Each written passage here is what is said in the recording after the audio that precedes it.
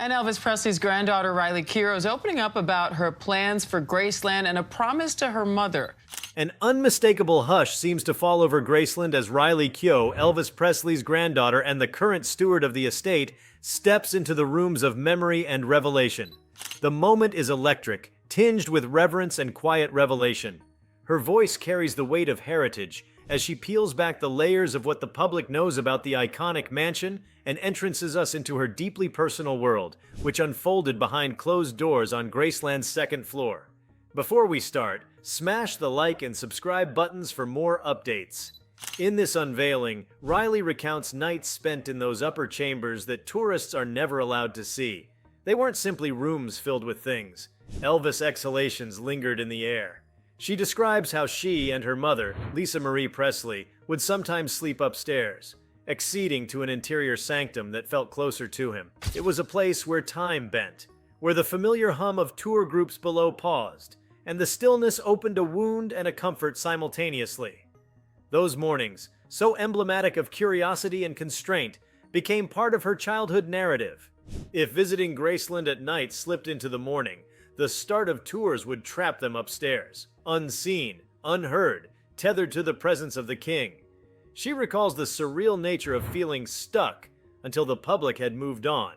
Security would arrive, offering simple southern breakfasts, sausages and biscuits, as if ritual offerings to the memory she inhabited, while she waited for the crowds to disperse.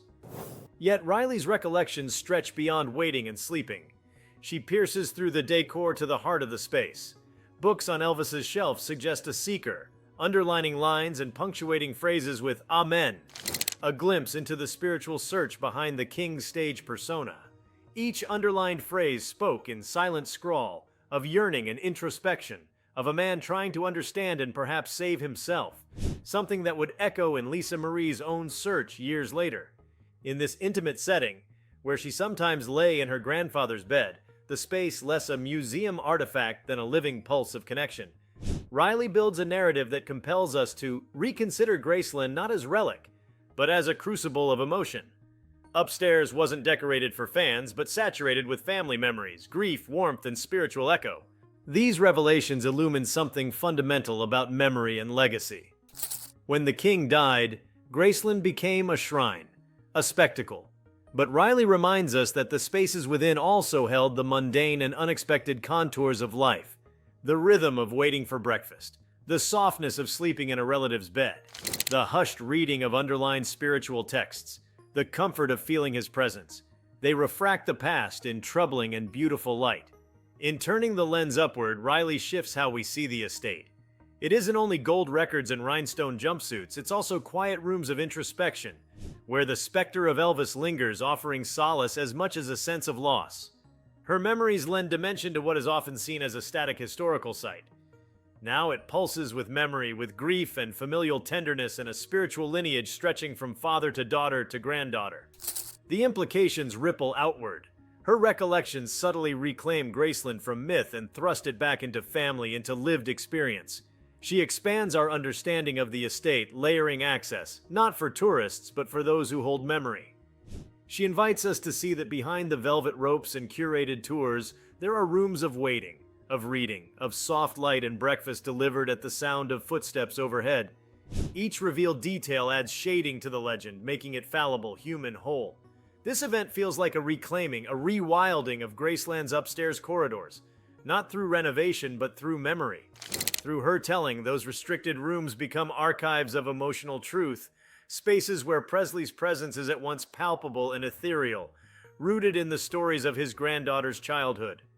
Riley's revelations send a quiet tremor through the popular imagination. They ask us to listen to what lies beneath the curated tour, to consider what ancestral memory resides in places that appear frozen. She shows that heritage isn't just displayed, but inhabited, and in doing so, she touches us, reminding us that stories are rooms and memory wakes when doors are opened. The hush of upstairs Graceland, once locked in silence, gains new texture through Riley Keough's continued telling. Moving beyond her initial memories, she invites the imagination into corridors few have traversed, corners where dust motes drift in afternoon light and the air carries a scent both familiar and unplaceable. This is not the polished perfection of the public tour. It is a lived-in space, worn carpet underfoot, walls that hold decades of conversations, laughter, arguments, and late-night music drifting from unseen radios. She speaks not in the cadence of a historian, but as someone who has breathed the air and sat on the furniture, aware that these rooms were meant for retreat, for thought, for escape. The upstairs of Graceland was Elvis Presley's sanctuary, and Riley's access to it forms a living bridge between eras. When she walks the hall, she feels the slight creak of floorboards, a reminder that no matter how carefully the estate is preserved, it is still a home, one that bears the marks of footsteps long gone yet somehow present. The architecture itself whispers. The staircase that curls upward isn't grand in the way of palatial estates. It's personal, almost narrow, as if designed to keep the world at bay. Halfway up, there is a change in the light. The brightness of the public spaces below fades into a softer glow, as though sunlight has been filtered through decades of memory. Behind closed doors, rooms hold artifacts untouched by display cases. The scent of old paper from bookshelves mingles with faint traces of cologne and the unmistakable hum of age that comes from belongings that have been neither discarded nor altered. Keough's words turn each of these rooms into small universes. The master bedroom is not the frozen tableau many might expect, but something more intimate. Objects are positioned not for symmetry, but for utility. An arm's reach from the bed to the nightstand, where books remain stacked in seemingly haphazard order. She noticed patterns in their subjects: spirituality, self-reflection, even esoteric philosophies, hinting at Elvis's restless search for meaning. This upstairs space was not merely where he slept, it was where he questioned, pondered, and sought answers that the stage could never provide. In another room, a dressing area still holds the echoes of preparation, not for show, but for the private Elvis, the man without a microphone. Mirrors stand tall against the wall, some with slight streaks in the glass that distort the reflection just enough to make it feel like a memory, rather than an image. The closets hold garments whose fabrics have softened with time, some simple, some extravagant, each representing a facet of the person beneath the legend. Riley describes the sensation of brushing her hand along a sleeve and feeling the weight not only of the fabric but of its history, aware that this was clothing chosen without the expectation of a camera's flash. Further down the hallway, there is a room that once belonged to Lisa Marie as a child. It is smaller, lighter, and carries a different kind of nostalgia. For Riley, it is strange to think of her mother here, playing or daydreaming while her father moved about the house. The link between them feels tangible in these upstairs spaces. Grandfather, mother, granddaughter, all shaped by the gravitational pull of this house. The toys and furnishings may have shifted over time, but the energy remains, folding generations into a single continuum.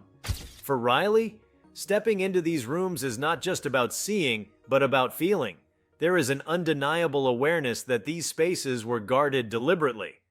Elvis was famously protective of the upstairs level, reserving it for himself and a select few. By entering it now, decades later, she feels both privilege and responsibility. She is not simply a visitor. She is a custodian of an experience, one that belongs as much to the family as it does to the mythology surrounding the king. The significance of her revelations is not in revealing secrets for shock value, but in allowing the world to understand that even monumental figures need places to retreat. The velvet ropes downstairs, the carefully arranged memorabilia, and the throngs of fans who make pilgrimages to the estate, all of that forms one layer of the Graceland story.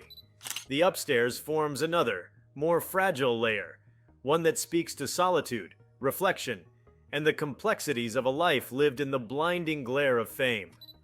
The physical separation between the public areas and the private quarters mirrors the divide between the public persona and the private self.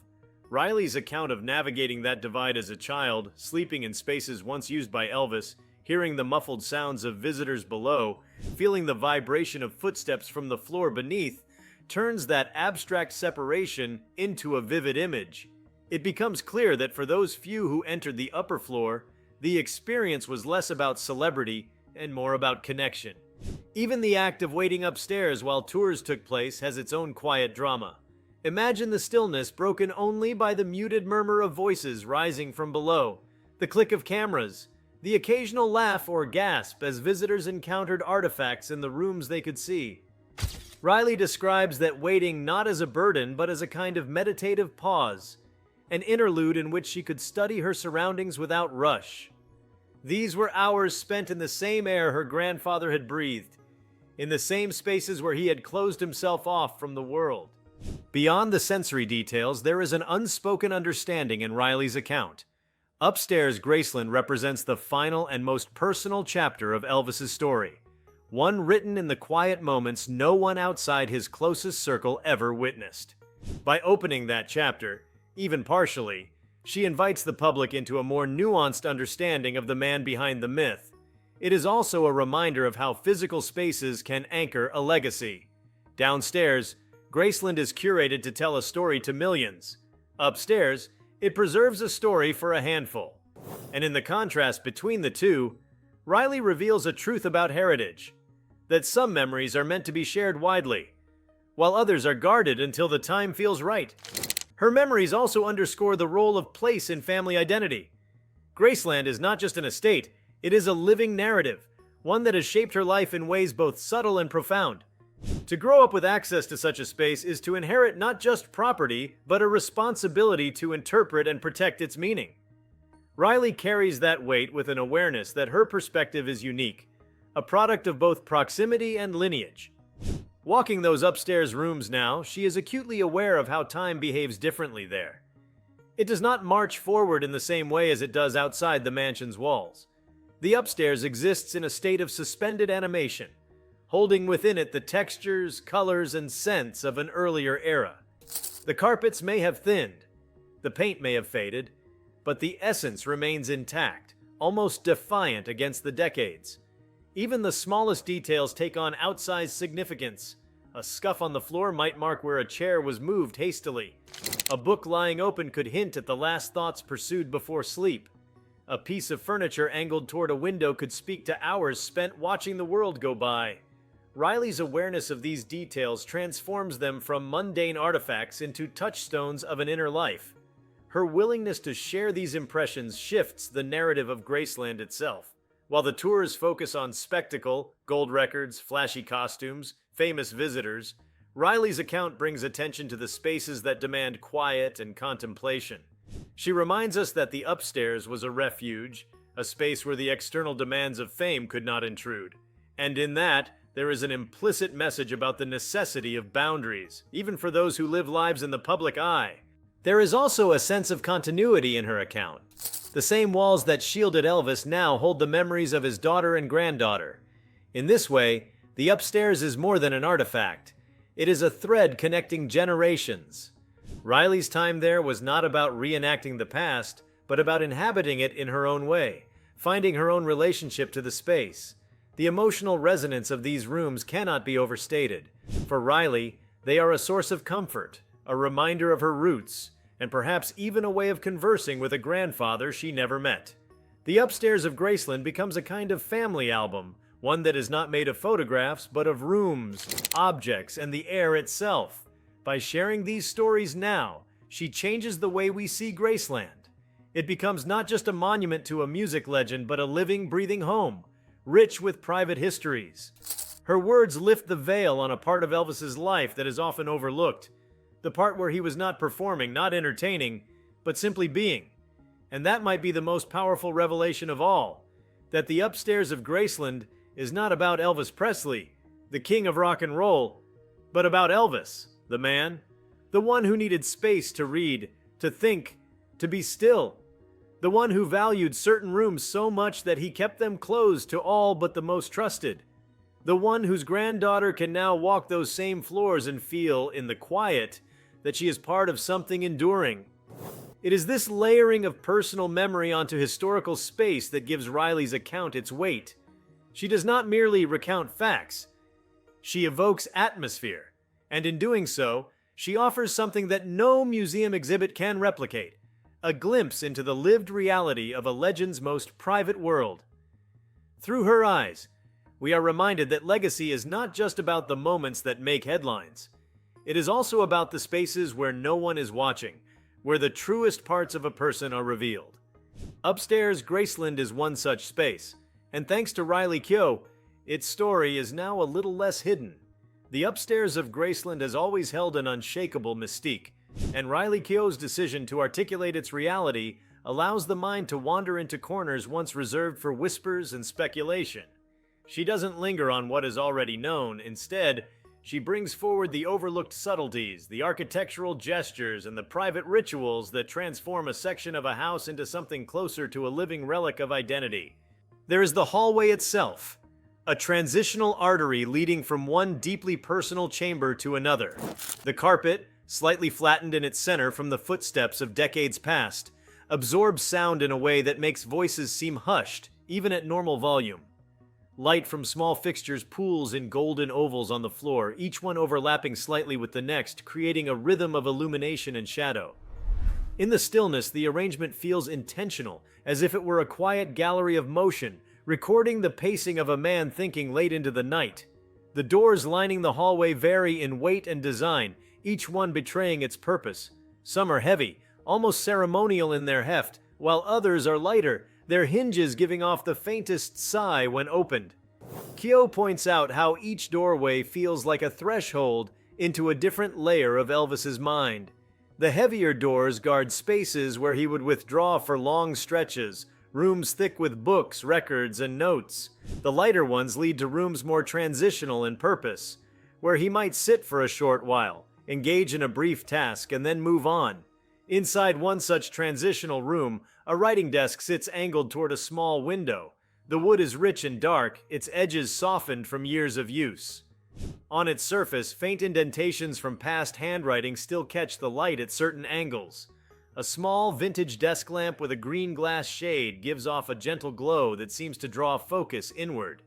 Keough describes how she would sometimes sit there herself, imagining the flow of thoughts that might have once passed across that surface. Letters begun and never sent, lyrics drafted in haste, or private notes meant for no eyes but his own. Across from the desk is a modest bookcase, one that feels like it belongs to a reader rather than a collector.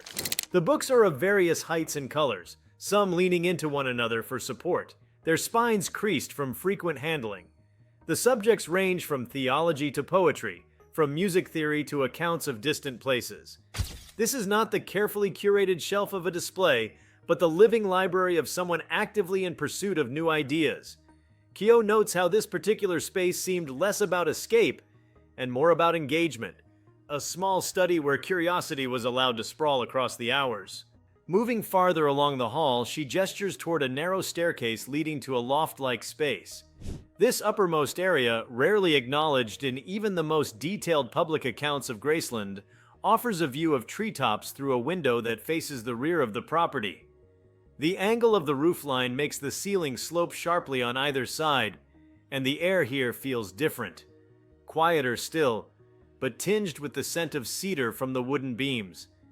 It is a space that invites solitude. Keough explains that this was somewhere one could go when even the rest of the upstairs felt too close, too full of history pressing in.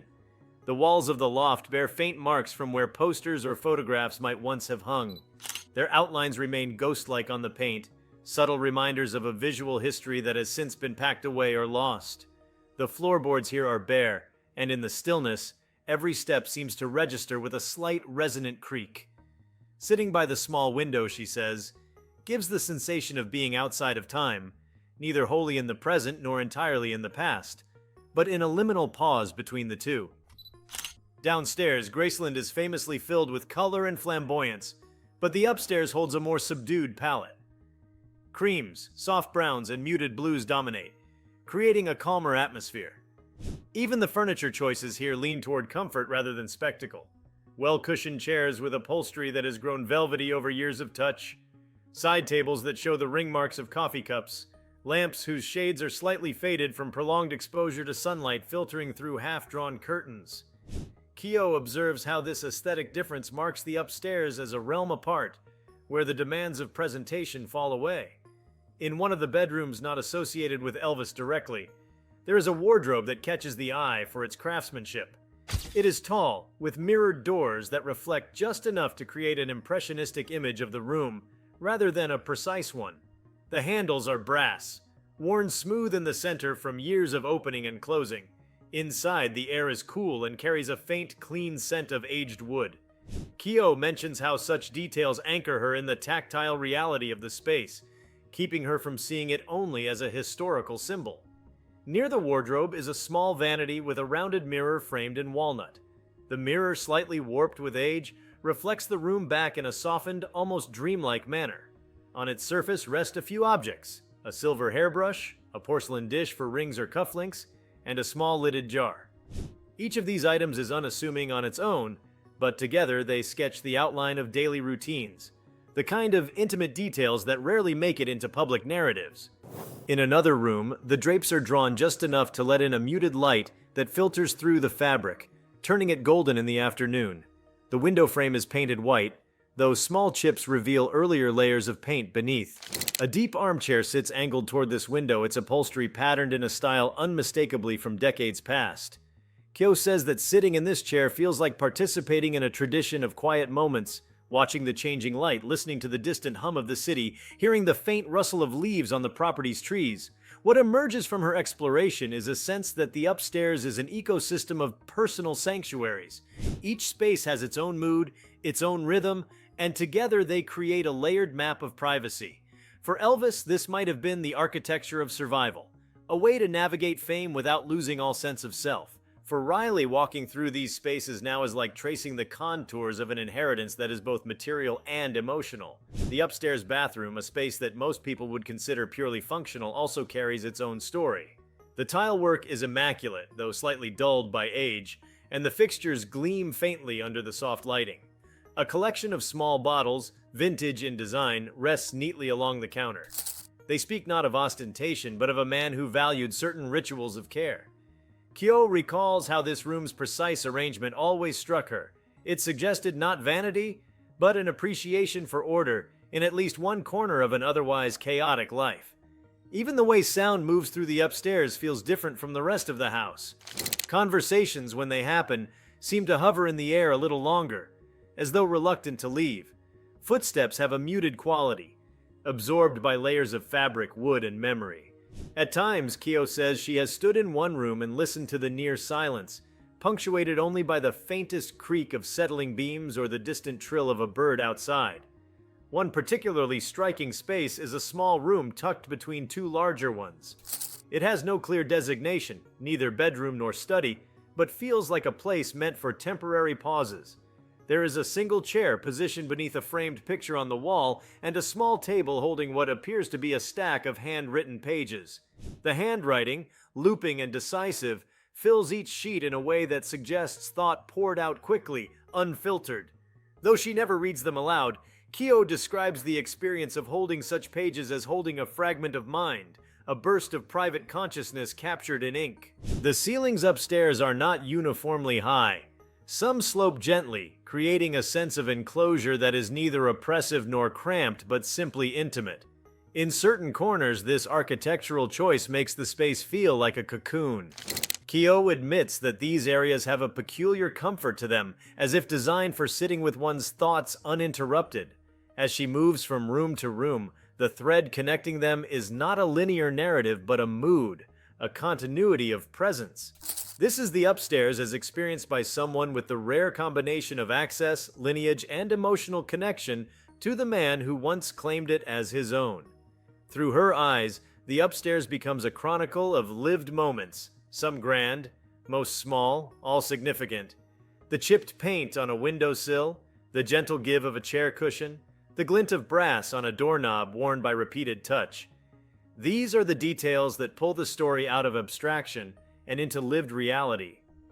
Keough's sharing of these impressions is less about opening a forbidden door for the sake of curiosity, and more about guiding others toward an understanding of what home meant in the context of extraordinary fame.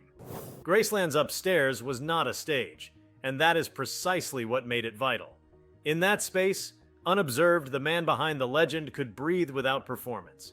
Her words encourage the listener to imagine not just the physical layout, but the feeling of the air, the quality of light, the pace of life in those rooms. And in doing so, they shift the image of Elvis from a fixed icon to a man in motion, navigating the complexities of his life in spaces designed to hold both his solitude and his family's presence.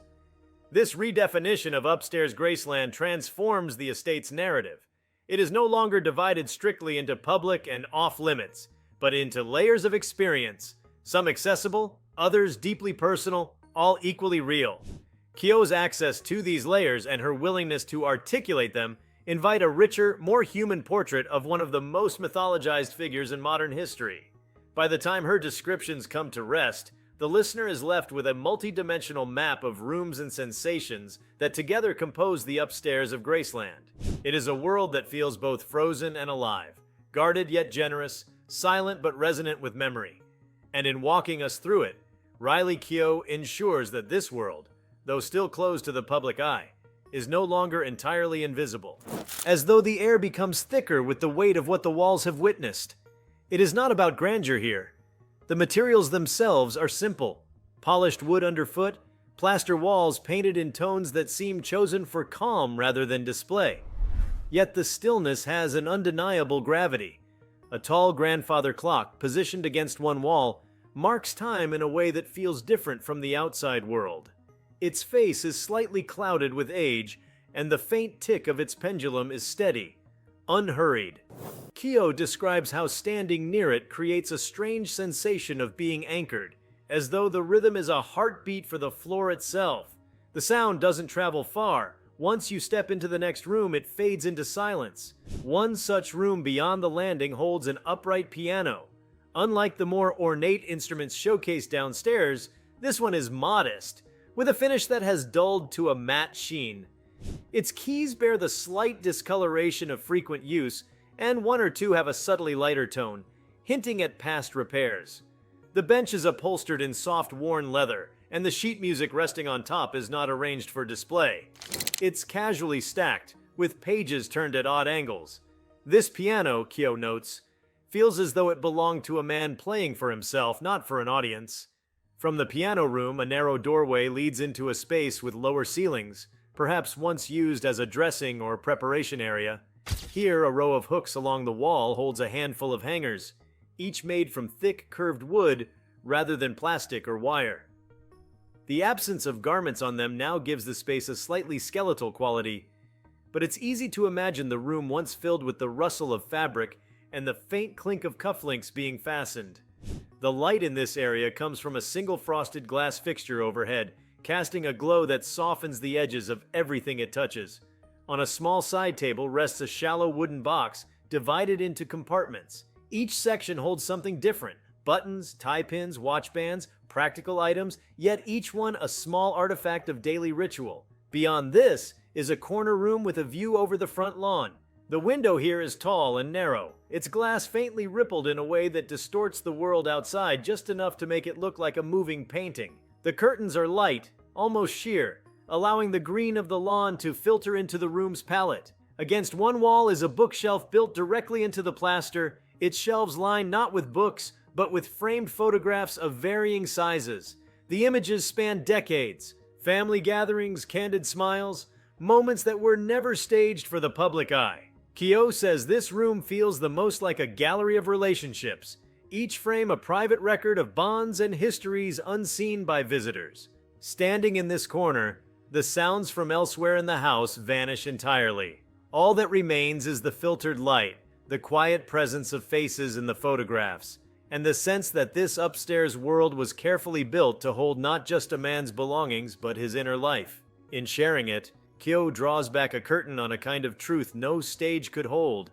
At the far end of the upstairs hallway lies a room that feels almost like a pocket of still air, set apart from the rest. Its door, lighter in weight than the others, opens without a sound, revealing a space that is unusually bare. The floor here is covered in a tightly woven rug, patterned in muted geometric shapes that appear softened from years of quiet use. There's a single chair positioned near the center, angled toward a window that faces west, catching the amber glow of late-day sunlight. On the opposite wall, a tall chest of drawers stands with a kind of unspoken dignity. The wood grain is deep and warm, the handles rounded and cool to the touch. When the top drawer slides open, it reveals a collection of neatly folded handkerchiefs, each pressed and stacked in perfect alignment, their edges faintly frayed from regular use. The simplicity of the content seems to hold as much meaning as the more ornate artifacts elsewhere. Against another wall sits a narrow table with a ceramic lamp whose base is painted in deep cobalt blue.